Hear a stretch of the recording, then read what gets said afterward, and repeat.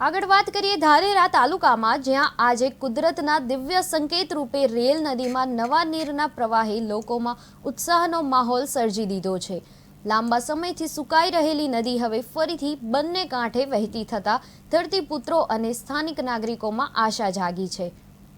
ઉપરવાસના વિસ્તારોમાં ભારે વરસાદ થવાને કારણે રેલ નદીમાં પૂરતું પાણી આવ્યું છે, જે હવે ગામડાના ખેતરો માટે સંજીવની સમાન સાબિત થશે। પાણીના અભાવે ચિંતિત ખેડૂતો માટે આ પ્રવાહ ખેતી માટે જરૂરી ભેજ ઊભો કરી રહ્યો છે, જેના કારણે પાકના વાવેતરમાં ઝડપ લાવવી શક્ય બનશે।